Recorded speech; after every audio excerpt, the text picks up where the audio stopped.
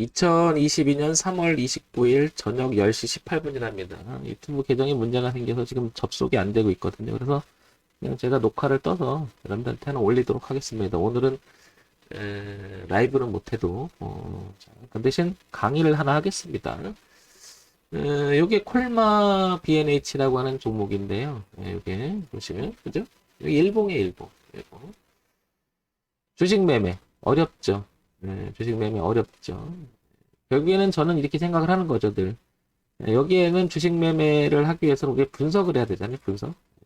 근데 이제 이 분석을 해서 미래 가치에 대한 이야기를 우리가 생각하는 거죠. 그래서 현재 시점의 가격이 32,750원인데 미래 가치는 얘가 올라갈 수 있을 것인가, 아니면 내려갈 수 있을 것인가, 이런 생각을 해보는 거잖아요, 그죠?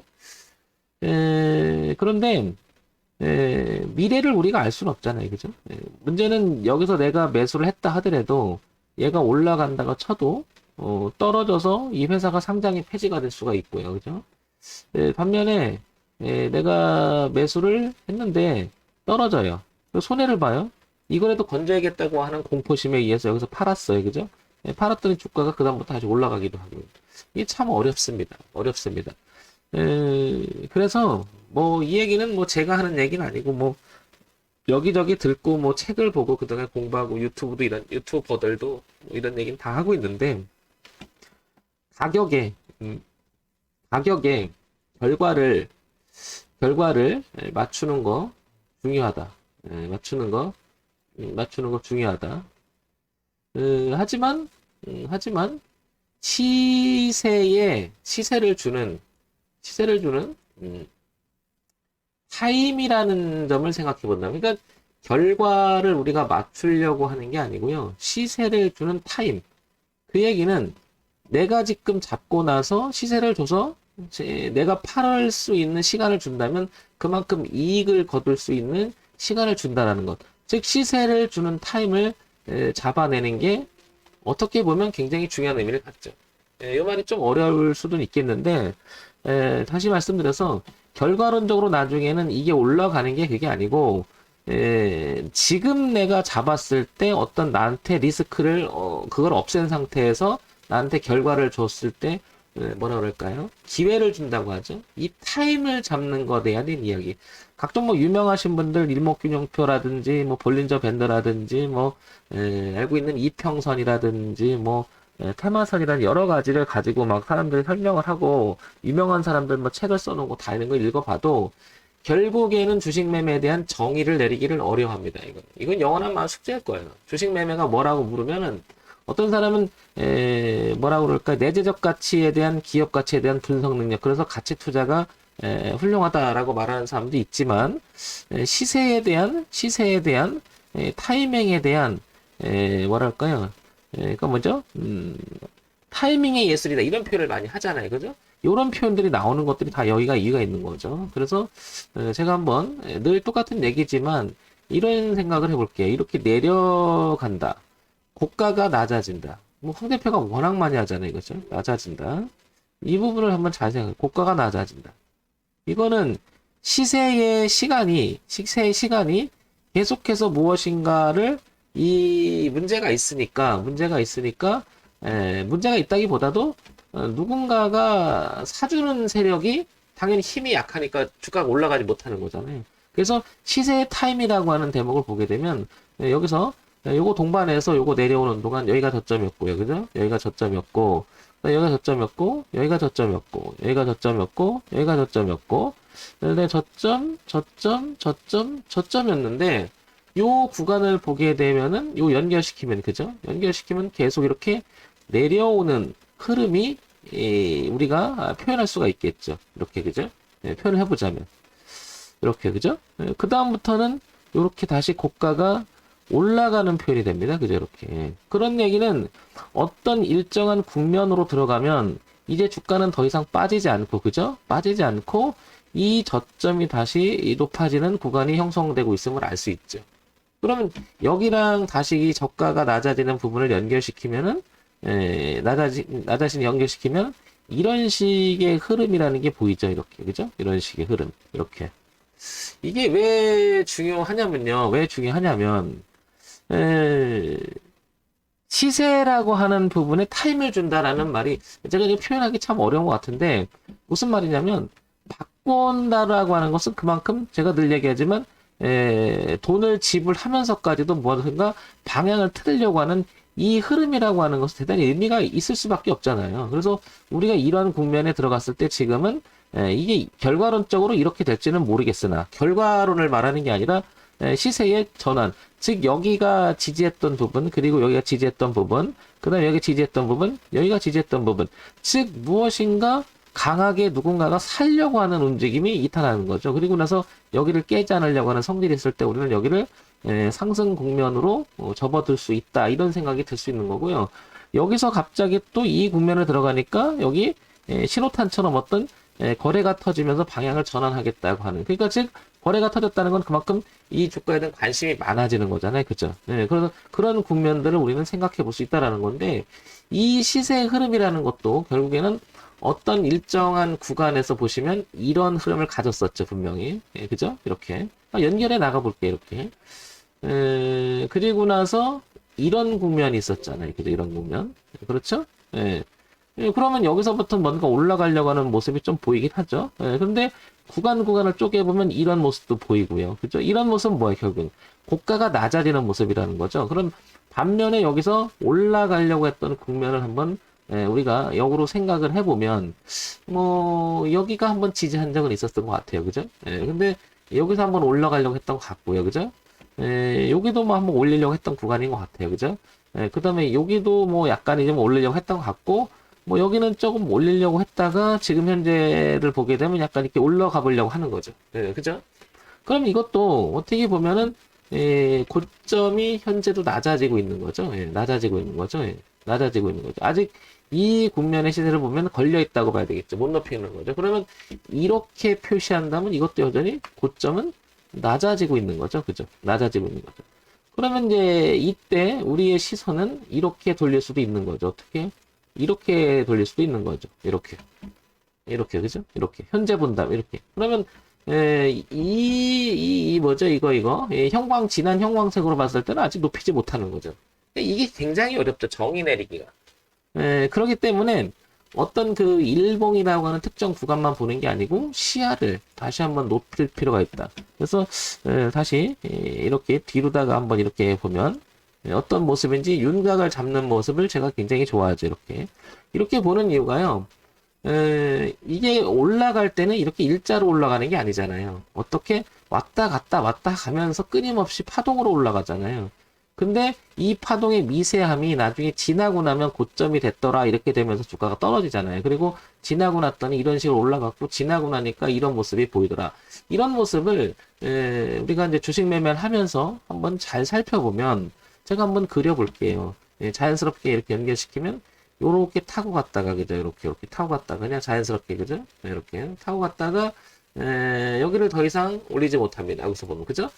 반면에 요 타임을 보게 되면 요렇게, 여기도 이렇게 타고 갈 수 있다고 할 수 있었겠죠. 높인 거니까요. 그죠? 근데 다음에는 요렇게 타고 갈 수 있었던 거죠. 그죠? 여기까지 보게 되면 여기인데, 그다음부터 뭐 내려왔다고 쳐도, 물론 다 지나고 난 이야기입니다. 하지만, 여기서 중요한 포인트가 있죠. 이제 반면에 중요한 포인트가 있습니다. 어떻게? 내가 내려오죠. 이렇게. 뭐냐면 고가가 낮아지죠. 그러니까 자연스럽게 올라갔던 우리는 이거를 대추세선이라고 하잖아요. 이 흐름을 깨고 그 다음에 고점이 낮아지면서 이 부분을 깼을 때 우리는 여기를 변곡이라고 한번 정의를 내려보자는 거죠. 그러면 얘가 올라가기 위해서는 이 고점을 한 번 더 올라가 줘야 되는 거고요. 이 올라갈 때 과정이, 여기서 올라갈 때 과정을 가만히 보면 주가의 흐름을 여실히 살펴보게 되면 이런 식으로 가진 않는다는 걸 알게 되면, 어떤 식이냐면 여기 갔으면 얘는 여기까지 올라가는데 이렇게 내려갔다가 막 이렇게 확산 시세를 하면서 이렇게 돌파하는 경우는 드물다는 거죠. 이렇게. 그러니까 이 저점도 낮아지면서 이 고점을 이렇게 높이는. 그러니까 다시 얘기 드리면, 어느 이 부분을 다시 그려보면 이렇게 고점과 저점을 막 이렇게 휘저으면서 이렇게 높이는 경우는 드물다 이거죠. 차트를 아마 돌려보시면 이런 경우는 드물다는 거죠. 무슨 얘기냐면, 얘가 이 위로 올라가기 위해서는 대부분이 살펴보면 이 저점 어딘가를 높이면서 이렇게 가죠. 이렇게. 그걸 우리는 흐름이라고 정의를 한번 내려보자는 거죠. 그러면 이걸 다시 한번 새로운 시각으로 제가 한번 그려보면 이렇게 자연스럽게 갔던 흐름이, 그죠? 이렇게 자연스러운 흐름이 갔던 흐름이 이렇게 자연스럽게 갔던 흐름이, 그죠? 그러면 여기서 약간 혼조세를 펼쳤다가, 그죠? 혼조세를 펼쳤다가 다시 이렇게 자연스럽게 내려오는 그림이 펼쳐지죠. 그리고 나서는 뭐 이렇게 펼쳐도 되고요. 뭐 이렇게 펼쳐도 상관은 없습니다. 그죠?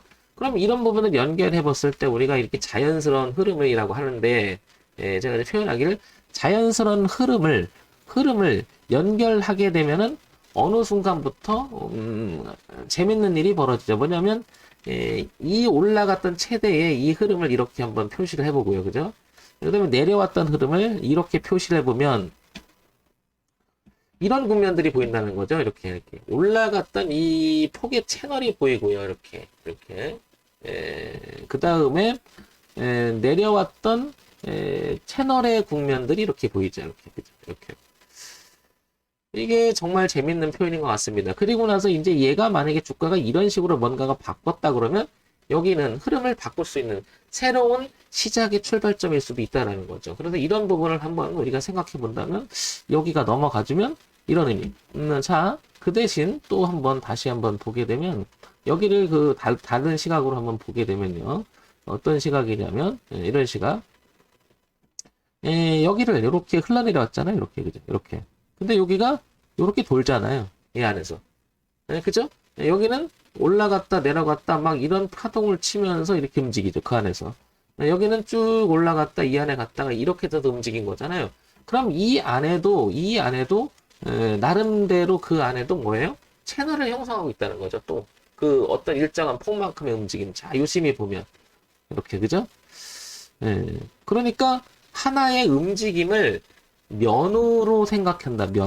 흐름을 면으로 생각해보자. 흐름을 면으로 생각해보면 이게 파동이 어떤 면을 가지고 움직인다. 이거를 바로 우리는 채널이라고 하죠. 채널. 이 채널이 바로 흐름. 근데 그 흐름이 이렇게 반복적으로 계속 연속적으로 연결되면서 움직이는 거잖아요. 그죠? 이게 굉장히 중요하죠. 이런 부분 한번 생각해 보시기 바랍니다. 이건 의미가 있을 거예요. 자, 그러면 다른 종목을 한번 잠깐 종목을 가지고 한번 예를 들어서 한번 얘기를 해볼게요. 여기서 이거를 제가 볼게요. 어떤 종목에도 상관이 없습니다. 한번 볼게요. 텔레필드라는 종목을 한번 볼게요. 텔레필드. 자, 이 종목을 한번 봅시다. 그래서 제가 이거를 멀리 떨어져서 자꾸 보자고 하는 건데요. 시야를 한번 이렇게 다시 제가 넓혀 볼게요. 그러면 현재 국면이 어떤 국면에 있는지를 생각해 볼 수가 있는 건데, 아무거나 한 겁니다. 자, 요렇게 연결시키고 여기까지 연결시킨다면 당연히 이 국면이 자연스럽게 현재는 연결이 되는 거죠. 이렇게, 그죠? 이렇게. 그렇죠? 자, 반면에 여기가 연결됐던 국면을 연결시키면 당연히 이렇게도 국면이 연결시킬 수 있습니다. 이거를 뭐라고 얘기를 하는데 어느 시세 어느 외국 어떤 사람이 얘기를 했거든요. 이것도 어떤 그 지나고 나면 다 이유 있게 선은 다 그려진다 이런 표현을 했거든요. 당연하죠. 이건 보기에 따라서 얼마든지 그릴 수가 있는 거니까요. 근데 제 얘기는 그것도 중요하지만 얘가 어떤 국면에서 연결을 이렇게 시키면 그 다음 단계는 여기였었잖아요. 그죠? 그 다음 단계는 여기였었고 그 다음 단계는 여기였다라고 했을 때 저는 이렇게 생각하는 거죠. 어떤 거냐면 현재 상황에서 가장 멀리 떨어져 있는 건 이거다는 거죠. 이거. 그리고 현재 상황에서는 가장 멀리 떨어진 건 이거라는 거죠. 이 두 개. 그러면 이거는 이 국면에서 지금 더 이상 높이지 못하는 거라는 거죠. 이렇게. 그죠? 이렇게. 그리고 가장 멀리 왔던 자리가 이 자리입니다. 그래서 이렇게 연결시키면 저는 이렇게, 그러니까 요렇게 박스를 치고 내려가는 국면 자체가 하락의 국면이다라고 이렇게 생각해 볼 수 있지 않겠나 이렇게 보는 거죠. 이렇게, 그죠? 이렇게. 그러면 요게 하나의 현재 흐름의 채널이라고 볼 수 있는 거죠. 어떤 기준으로? 내려오는 기준으로. 자, 반면에 이 선하고 내려오는 것을 매칭을 시키면 가장 멀리 떨어져 있는 게 현재 화면에서 보면 이거죠. 이거 가장 멀리 떨어진 게 이렇게. 그러면 전체는 어떤 거죠? 생각을 해보면 이렇게 생각할 수 있는 거죠. 고점이 이런 식으로 낮아지고 있는 거고요. 현재 저점이 여기잖아요. 보이는 시각에서. 그러면 얘는 언제든지 여기서 이걸 향해서 갈 수 있다라는 거죠. 전체적인 분위기는 이렇게 반등도 할 수 있다라는 거고, 이렇게도 떨어졌어요. 그러니까 이 자체가 굉장히 하락의 국면으로 이어질 수도 있겠다. 이렇게 그릴 수도 있다라는 거죠. 자, 그 대신 또 하나 또 생각해 볼 수 있는 게 뭐냐면, 여기가 이렇게 틀어서서 올라오죠. 저거랑 반대로 이렇게, 그죠? 그러면 얘에서 가장 멀리 떨어진 건 이거라는 거죠. 그러면 얘를 현재 상황에서는 누른다라고 얘기할 수 있을까요? 아니면 올린다고 얘기할 수 있을까요? 그만큼 지금 얘는 복잡하다라고 표현할 수 있는 게 아닐까 싶은 거죠. 예, 복잡하다. 그래서 제가 이제 늘 표현하는 게 이런 거죠. 황 대표 표현식이라면 이런 거죠. 여기를 이 국면을 따라서 올라간다라고 했을 때는 얘가 현재는 내려오는 그림이니까요. 적어도 이거를 이렇게 넘어간다면 이 저항값이, 그죠? 흐름의 저항값이 지지로 바뀌는 거고, 그죠? 예, 원래 올라오던 그 국면은 유지가 되는 거고, 그러니까 뭐 이런 자리를 멀티 지지라고 저는 표현을 하는 거죠. 멀티 지지. 예, 멀티 지지. 그래서 내려오다가 이런 국면에 들어갔을 때가 의미가 있다라고 저는 생각을 하고, 여기가 막힐 수 있는 자리니까 갈 수 있다 이렇게 보고, 물론 이렇게 떨어질 수 있다는 거죠. 새로운 게 규칙이 생긴다면. 그러면 대응을 해주면 된다는 거고, 이걸 넘어가게 되면 어떻게 되는 거죠? 이것조차도 이제 뭐야, 저항값이었는데 지지를 바뀌어서 이렇게 넘어간다면 다음 국면으로 연결시킬 수 있는, 이렇게 우리가 생각해보세요. 물론 여기 가기 전에 이 고가를 넘어가야 된다는 또 과제가 있죠. 물론 여기 가다 이게 떨어질 수 있어요. 물론 가다 이게 떨어질 수 있고, 그건 모르지만, 그럼 이걸 제가 정리를 해보면 이런 얘기죠. 어떤 우상향으로 올라왔을 때, 이 안에선 무수히 많이 어떤 파동이 일어나겠지만, 결국 내려오는 국면을 보이다가 이 국면을 제껴서 다시 저항값을 지지로 바꾼 상태. 그러니까 저항이 지지로 바뀌는. 그리고 원래 가던 길을 가는 흐름. 그러면 어떻게 되는 거죠? 항상 멀티 지지를 끼고 기준이 두 개가 생기는 거죠. 그럼 이걸 정리를 다시 해보면 이렇게 생각을 해볼게요. 내려오던 거, 그리고 올라오던 거. 주가는 이런 식의 흐름이 있었지만, 이게 이제 여기는 어딘가에 여기를 하고 여기서 뭐 이렇게 움직였다고 치면, 여기가 의미 있는 자리에서 이렇게 반등을 해주고, 이렇게 연결하고, 이렇게 가는 자리가 얼마나 중요하겠냐는 거죠, 이게. 그래서 제가 이게 내려오다가 주가가 의미 있는 자리에서, 여기서 반등을 해줄 때 이런 국면. 이렇게 한번 정리를 해보면, 변곡이라고 하는 것은 결국 멀티 변곡이 돼야 됩니다. 멀티 변곡. 그러면 텔레필드라고 하는 이 종목은 이 국면을 넘어갔을 때는 이제 중요해지겠죠. 그죠? 그러면 자연스럽게 이 국면이 지지가 될 것이고, 그러면 만약에 내일부터 얘가 반등을 해서 이쪽으로 들어가기 시작을 한다면, 이거는 이제 전환이 일어날 수 있다라는 거고, 이 흐름까지도 올라갈 수 있겠다. 이렇게 우리가 생각해 볼 수 있는 거죠. 아니면 이렇게 연결시키는 단기적인 여기까지는 올 수 있겠다. 그럼 여기 이렇게 연결시키면 되겠죠. 이게 저항이 되는 거니까요. 그죠? 자, 기준이라고 하는 것은 그래서 중요한 의미를 갖는다. 한번 생각해 보시기 바랍니다. 자, 화신이라는 종목을 한번 볼게요. 화신 한번 볼게요. 자, 이게 이제 황 대표가 땡겼잖아요. 그래서 제가 이렇게 국면을 보려고 하는 거죠. 이렇게 땡겨 놓으면 얘는 자연스럽게 이런 국면이 분명히 이렇게 보입니다. 그죠? 그러니까 아직 안 깼어요. 그러니까 얘가 그 이탈을 하려면 적어도 5,000원은 이탈했을 때 우리는 이 흐름을 깬다고 보는 거죠. 이거는 여기서 자연스럽게 흘러가는 것을 그린 거죠. 그죠? 그 전에 보면 이렇게 자연스럽게 내려왔던 적이 있었죠. 그죠? 이렇게. 물론 여기도 보면 이렇게 됐었던 거죠. 근데 이게 다시 내려와서 이렇게 바꾼 자리를 보게 되면 결국에는 내려오던 주가 흐름이, 그죠? 내려오기만 하는 주가 흐름이 여기서 바뀌었잖아요. 여기서. 그래서 바뀌면서 여기서부터 저점이 올리면서 확 올라갔잖아요. 그러니까 이 라인이 굉장히 중요하겠죠. 다음에는. 그죠? 그럼 이게 이렇게 내려오다가 여기를 다시 튕겨나가면 대신 이제 이게 있는 거죠. 이거. 그죠? 그러면 또 걸릴 수가 있는 거고요. 여기를 통과하게 되면 이것까지 통과하게 되면 이중 지지가 되는 거죠. 바로 이런 데서는 의미가 굉장히 커진다라고 보는 거죠. 여기까지는 저항이 있는 거고요. 여기까지는 지지가 있는 거고요. 그러면 지금 상태에서는 저항과 지지가 공존하는 소위 말하는 끼어 있는 상태라고 말할 수가 있는 거죠. 이걸 정의를 내려서 보는 이유가 기준 때문에 그렇습니다. 기준. 자, 그 다음에 한국콜마를 한번 볼게요. 얘를 한번 다시 또 당겨볼까요? 자, 당겨볼게요. 이렇게 쭉 당겨보면 제가 그래서 이런 걸 되게 의미있게 보는 거죠. 먼저 이걸 볼 수가 있고요. 그죠? 대신 얘가 이런 국면에서 여긴 넘어갑니다. 여기, 그죠? 여기서 보면 이렇게, 그죠? 이런 국면에서. 이렇게, 그죠? 요걸 먼저 그려놓고요. 그러니까 여기는 의미있게 앉겠잖아요. 그리고 이걸 넘어간다면 이렇게, 그죠? 그러니까 지금 얘를 생각을 해보면 얘는 이 내려오던 흐름을 바꿔놨잖아요. 근데 이게 의미 있는 자리에서 지지를 했죠. 그리고 돌렸으니까 얘는 당분간은 이게 저항이었던 게 지지로 바뀔 수가 있고, 이건 원래 지지 때 흘러가는 흐름이니까 당연히 지지가 되고, 그러니까 이 안에서 이렇게 논다고 그러면 1차적으로 이걸 관문이 되겠죠. 그러니까 이걸 넘어가게 되면 다음 고가, 그 다음에 다음 고가로 이어질 수 있는 흐름이 나오는 거죠. 자연스럽게. 그죠? 여기를 넘어지 못할 수도 있는 거고, 부딪힐 수도 있는 거고, 올라갔다 또 이렇게 할 수 있는, 그건 다음 문제라는 거죠. 예. 그래서 지금 상황에서 항상, 멀티 지지가 있는 자체는 언제든 돌릴 수가 있고, 멀티 저항이 있는 그곳이, 뭐죠? 하나의 저항으로 나타날 수 있다는 거죠. 그래서 이 선긋기를 하면서 기준을 잡는 것은 그래도 해보시면 이게 상당히 유용하다는 걸 알게 됩니다. 그러니까, 하나의 마인드로 보지 말고 여러 가지로 여러분들이 그 주식 매매 잘 안 되셨다면 황 대표가 지금 얘기하는 것도 한번 귀를 기울여 보셨으면 좋겠습니다. 자, 노루페인트 한번 볼게요. 지금 노루페인트를 보면 이렇게 한번 당겨 볼게요. 의외로요. 이런 자리를 이렇게 맞춰서 가는 경우가 굉장히 많습니다. 그죠? 이렇게 맞췄죠, 저기도. 근데 이 당시에 이렇게 내려왔었죠. 그죠? 그러면 이제 지나간 거지만 보시면 의미 있는 자리에서 깨지 않았다. 그죠? 그 다음에 내려오기만 하던 주가를 여기서 바꿨다. 그죠? 이 자리에서 반등을 하는 이유를 생각해보면 제가 그래서 이런 자리를 중시 여기는 거죠. 변화를 준 자리. 근데 과거에도 보면요. 어차피 우리 주식을 상승 쪽으로 봐야 되니까 이게 내려오던 국면에서 이렇게 저점을 높이나 여기서 멈추고 여기서부터 출발했죠. 그리고 여기는 수렴을 했었죠. 저점을 높이고 고점을. 그러니까 벗어나니까 확 올라갔죠. 그죠? 그러다가 계속 저점을 높이면서 시세를 강력하게 줍니다.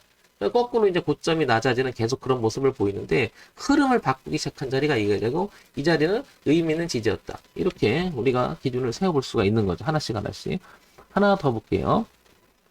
하나 더 보면 파미셀이라는 종목을 한번 볼까요? 자, 이 종목을 한번 보면 자, 이거 한번 당겨볼게요. 당겨보겠습니다. 자, 이걸 봐도요. 이걸 봐도 이 라인을 안 깼다라는 거죠. 그죠? 전 이걸 굉장히 중시 여기는 거죠. 그 다음에 얘 라인을 보면 넘어가지 못했습니다, 이게. 그러니까 저는 이게 지금 어떤 거라는 거죠? 고점이 낮아지는 부분이 있고, 저점이 높아지는 자리에서 약간 끼어 있다라고 보는 거죠. 그러니까 1, 2 벗어나 주느냐. 그죠? 이쪽으로 계속 이어갈 것이냐? 아니면 이쪽으로 들어와 버리면 양쪽의 지지자들이 공존하게 되죠. 그러니까 이 자리를 지지했다는 것은 굉장히 의미가 있는 거고, 제가 늘 얘기하는 거지만, 내려오다가 어떤 의미 있는 자리에 변화를 주고 멈추고 이런 자리. 그러니까 사실 멀리 떨어져서 보면요. 이런 자리가 보이는 게 굉장히 많아요. 시야의 문제라고 황 대표 강의를 많이 하잖아요. 그러니까 여러분들도 이런 점을 참고해서 주가 흐름 분석을 꾸준히 한번 해보시면 황 대표가 제시하는 이런 방법도 그다지 나쁘진 않을 거라는 거죠. 한번 꾸준히 봐보세요.